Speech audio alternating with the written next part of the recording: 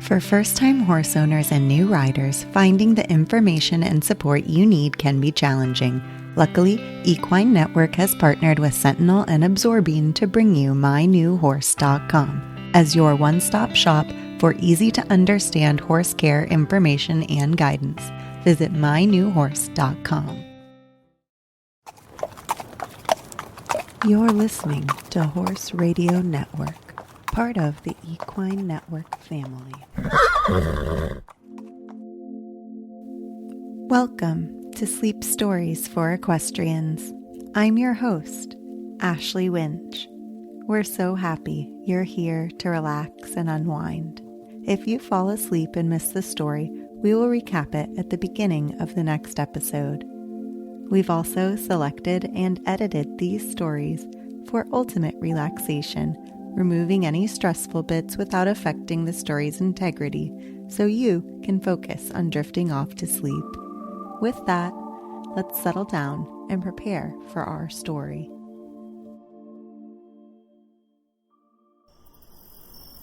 The gates are closed, the horses sleep, the day's work done, the chores complete. Now let us rest, our bodies and minds. Drift off to sleep and close your eyes. It's time for us to turn down for the night.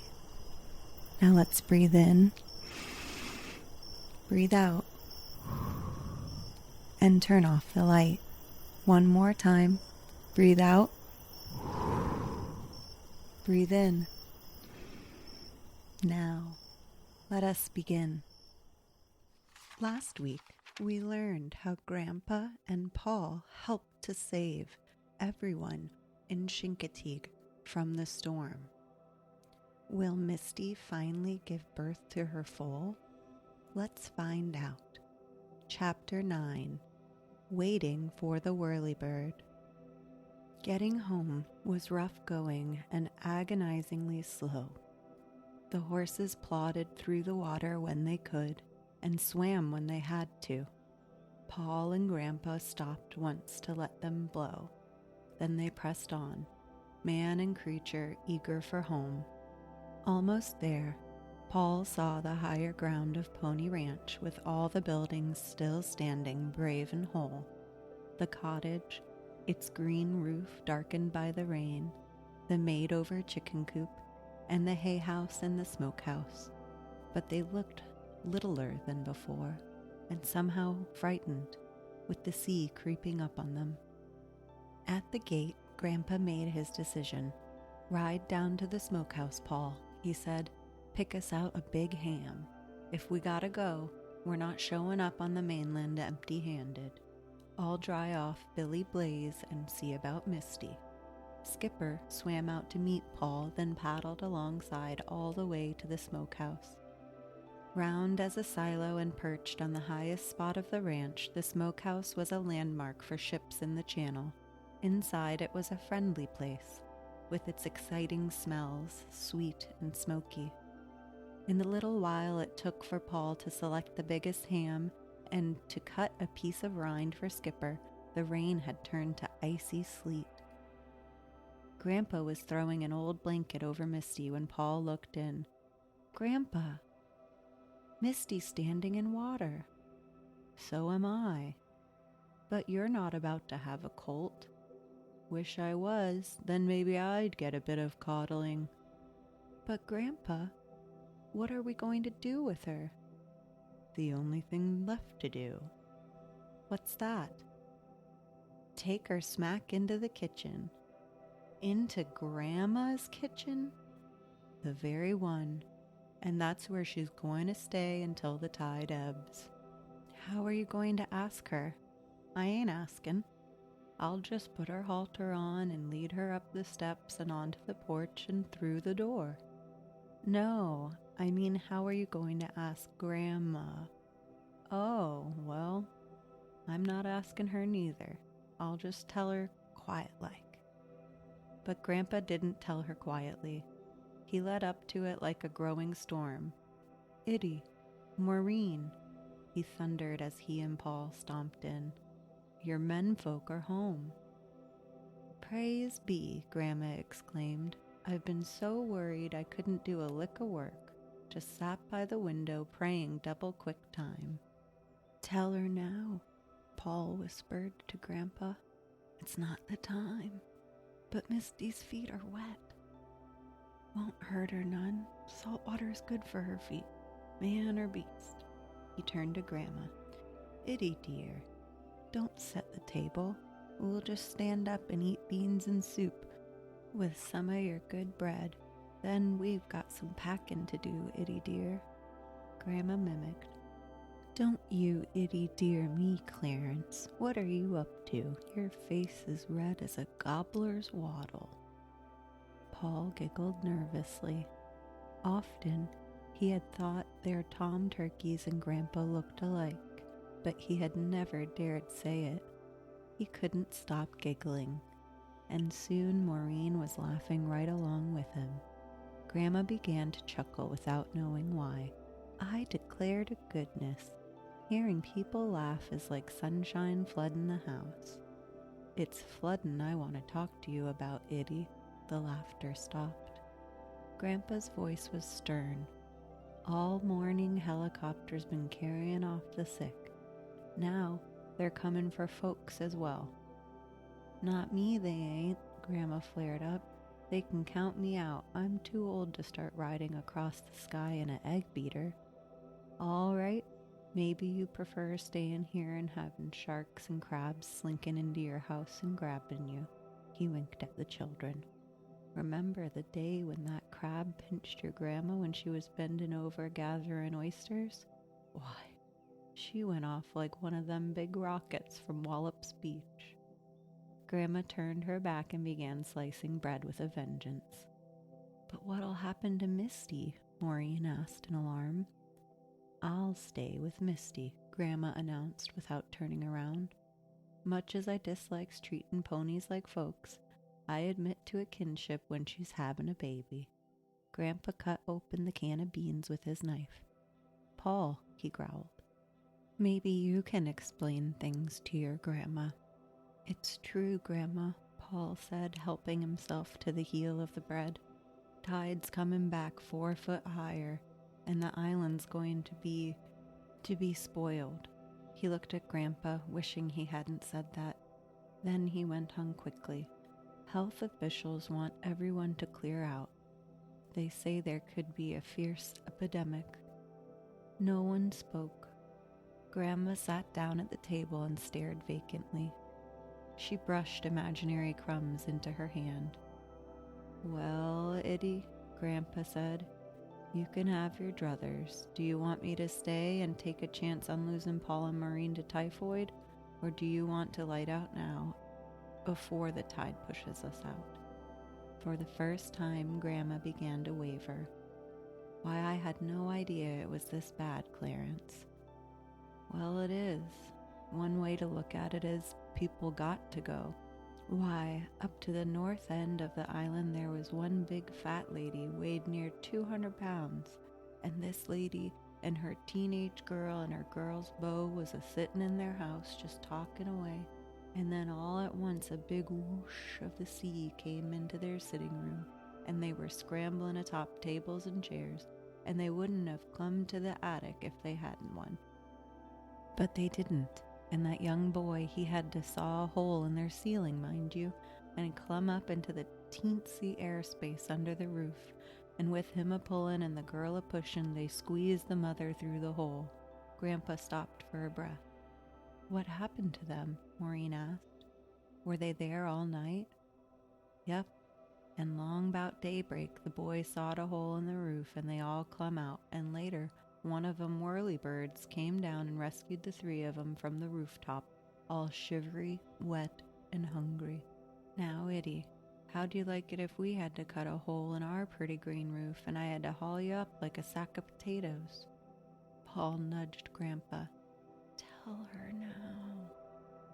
So, you see, Itty, we could be next. Already, floodwaters are seeping into Misty's stable. She's coming into your kitchen, he announced, and that's where she's going to stay until the tide is out. Good heavings, Grandma looked beaten. Now then, you better start packing. We will want a blanket apiece, and we're taking a beautiful ham to surprise the mainlanders. And speaking of eating, these beans is Paul's treat. At last, Grandma accepted the truth. She began to scurry about, talking to herself. We've got to take some soap for sure, and we'll have to have a comb, and... Grandpa and the children left her to her bustling. There was much to be done before the helicopter came. Misty had to be brought into the kitchen. Before that, the marsh ponies in the hay house had to be made comfortable. Let's lift down the top bales, Grandpa directed when they reached the long shed. We'll pile them 2 deep over the whole floor. That way even their feet will be dry. And if we don't break open the bales, Paul said, it'll take them that much longer to eat the hay. They could live for a week in here, Maureen said. Exactly, Grandpa nodded. No need to worry about them. Then it was Misty's turn. Paul had expected to lead her out of her stall quietly, and that she would foot her way along carefully, as any brood mare should. But the moment he put on her halter, she began quivering as if the wind and waves called up the wilderness in her. Her head went up, her tail went up, her ears pricked sharply, and even in the bitter cold she broke out in sweat. "Whoa, girl, whoa," Paul soothed. He slid his hand through the halter as he opened the door, but with one leap she was in the water, lifting him off his feet. She didn't want to be led. She wanted to splash and play like any Chincoteague pony. Grandpa grabbed her from the other side. "Maureen," he yelled. "You hop on and ride her to the steps. Me and Paul guide you from behind." Maureen climbed aboard. Through her legs, she could feel Misty's heart pounding. The water was up to Misty's knees. Then a swirl of it hit her belly. She tried to jump over it. Maureen grabbed a handful of mane. "Yahoo!" she cried in startled surprise. Misty tried one more leap, then settled down and went steadily forward. She reached the steps well ahead of Paul and Grandpa, who came wading up out of breath. "Now here's the touchy part," Grandpa panted. "Steps are mighty slippery, and we don't want her falling and hurting herself." But Misty had been up those steps before. She clomped up happily, lifting each foot high. On the top step she paused, mesmerized. A little brown rabbit sat stock still on the porch rail, not a whisker twitching. It seemed more statue than real. The 2 creatures stared at each other, the big soft brown eyes and the small beady ones. Misty snorted as if to say, "What are you doing here? Go on back to your briar patch." But the rabbit never budged, not even when Misty stretched out her neck and breathed right in its face. Grandpa guffawed. Even then the cheeky little thing stood its ground, more afraid of the rising water than of people or ponies. "He's sassing Misty," Paul laughed. "Don't eye me, ma'am," he's saying. "I've been flooded out, same as you." At last, Misty grew bored and ambled across the porch, through the back hall, and right into the kitchen. When they were all crowded inside, Grandpa took off his hat in a sweeping bow. "Meet Itty, my wife," he said. Grandma winced. "We've met before," she said dryly. Then her heart melted.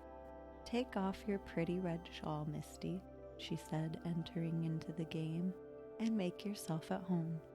She went to the refrigerator while Misty followed her, snatching a streamer of her apron. Grandma jumped in fright, almost stumbling over her apron on the floor. "Why, that ungrateful rascal! I've a good notion to put these carrots back in the box." But she didn't. She held them out and let Misty lip them. "Feels tickly, her lips and whiskers, don't they?" Paul and Maureen exchanged glances. Grandma stiffened. You're all dropping pools of water on my clean floor, she sighed, but no matter now, I guess. How soon will the helicopter come for us? She asked. Right soon, Grandpa replied. Come on, son, we better hurry and haul in plenty of straw for Misty. After they had made a deep, rustly bed for her in the kitchen, there was nothing left to do. 4 blankets and the ham were ready and waiting, and Misty was already at home, contentedly munching on wisps of hay while Maureen combed her mane. As the minutes dragged on, Grandma grew pale and fidgety. She busied herself pouring an extra bowl of milk for wait a minute. Then she began watering her sweet potato vine and her fern. That's my girl, Grandpa came over and patted her shoulder. That's my girl. Then he broke into a sudden howl as he caught her wetting down a plant of artificial violets. Even Grandma laughed at herself and her color came back. Believe now I'll just sit down and play us a hymn, she said. I hate waiting for anything, especially helicopters. She opened up the organ and began playing and singing. Her voice quavered at first, and then grew stronger, as if she wanted to reach God in his heaven direct. Jesus, Savior, pilot me over life's tempestuous sea.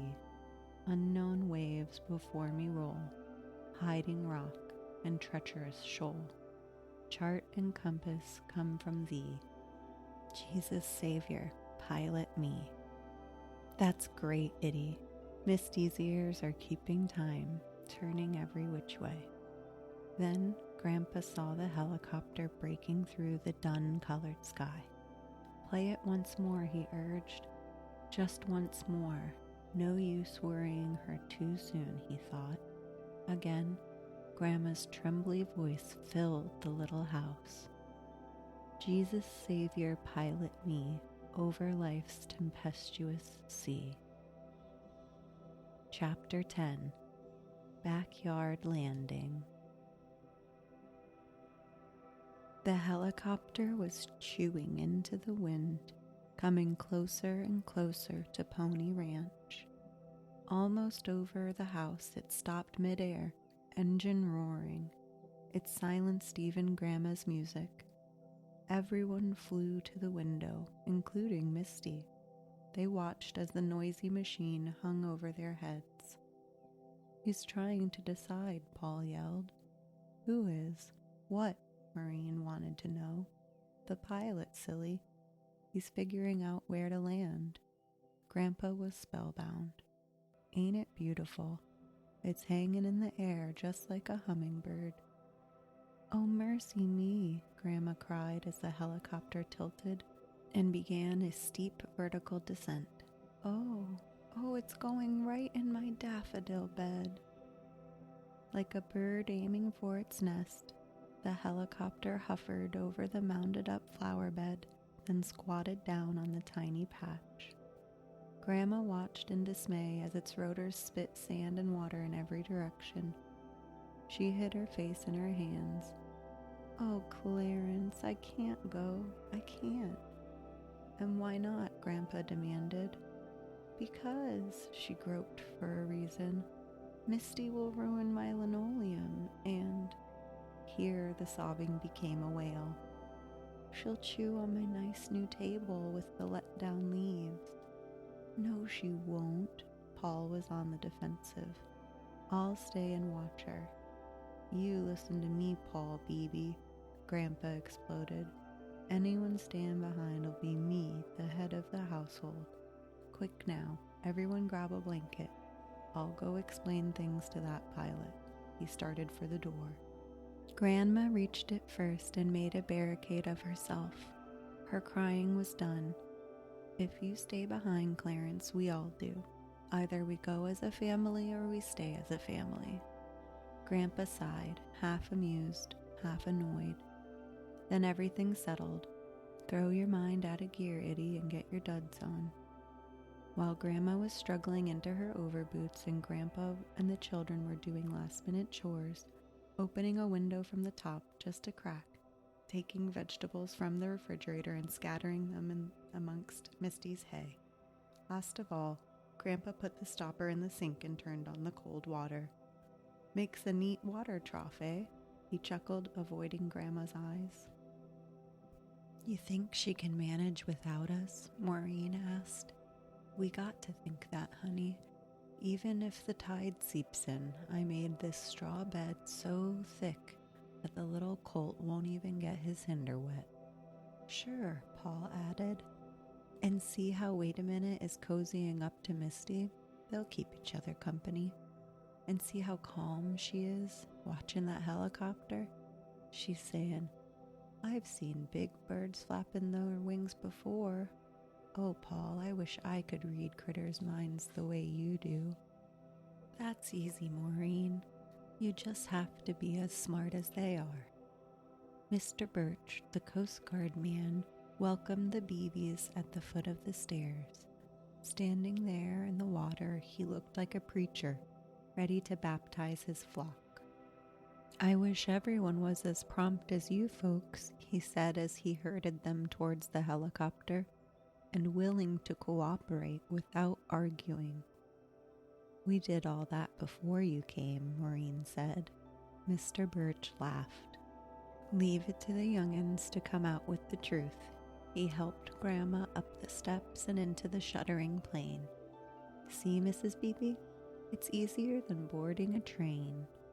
Maureen started to follow, but suddenly turned to Paul, and almost in unison they set out a cry. Skipper! Skipper! They both called frantically. Skipper! Mr. Birch was shaking his head. Sorry, children. We just have room for folks on this trip. All dogs stay behind. Put him in the kitchen too, Grandma offered. Skipper, here, Skipper. The children whistled and screamed, but there was no sign of him. Only the water swirling and the trees bending with the wind. All aboard, the pilot called out. We've got another pickup to make before dark. All aboard. Fasten your seatbelts, the pilot ordered. Now, ain't this exciting, Grandpa yelled as the blades overhead began whirring madly, and the helicopter rose off of the earth and climbed straight up and up. It's just like being in an elevator. Grandma shook her head.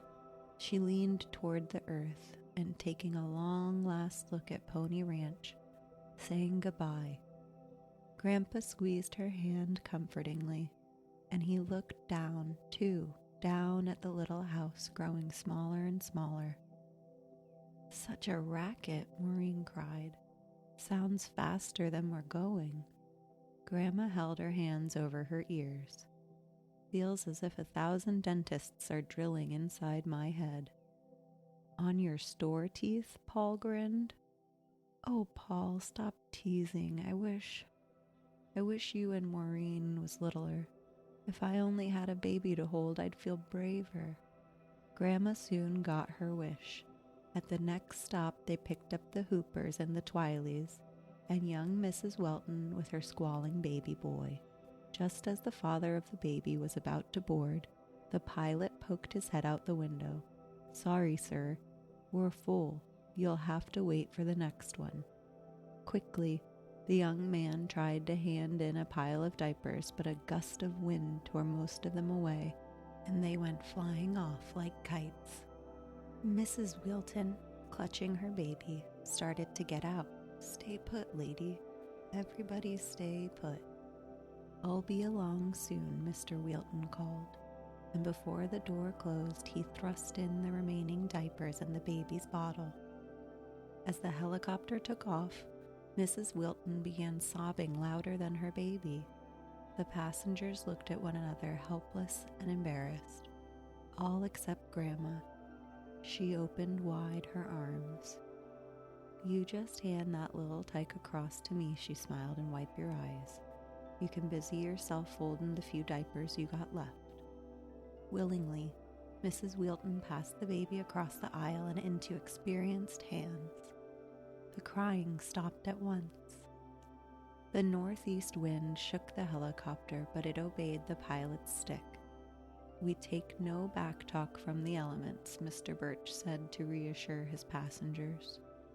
The plane was heading into the wind, flying low over the channel and over the long rib of sand that was Assateague. Everyone scanned the hills and woods for wild ponies. "I see a bunch," Paul cried. I knew it, Grandpa exulted. "They're atop the white hills." The pilot tried to hold the plane steady, but the gale was merciless. Twice he circled the herd and then climbed and headed due west. The island of Assateague seemed to be sailing backward, and now they were over Chincoteague again. "Mr. Birch," Maureen shouted, "look at the people on that raft. They're waving a white flag." "I see it," Mr. Birch answered, "but it's a housetop, not a raft, and that's a bedsheet. They don't know that we've got a full load." From the cockpit, the pilot called back, "We'll get 'em on the next trip." "No, we won't," he contradicted. "I see another chopper heading this way. They'll beat us to it." Mr. Hooper, a quiet little man, said his first words of the trip. "Sky's so full of whirlybirds, we're going to need a traffic cop up here." In spite of all the tragedy, the passengers couldn't help smiling at Mr. Hooper's joke. "Yep," Grandpa agreed. "I can almost see a policeman mounted on a cloud like a parson in a pulpit." But the make-believe fun didn't last. Now they were over the big bay of water, and they could see the wavy shore of the mainland. Slowly, the helicopter came down from the sky onto a landing field at Wallops Station.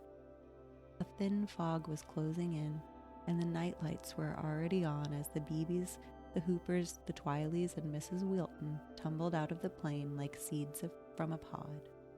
A gust of wind swept them into a little huddle. Suddenly, the adventure and excitement were over. Standing there in the rain, Paul felt what he was, a refugee, homeless and cold and hungry. And half of his mind was far, far away in a hay-strewn kitchen.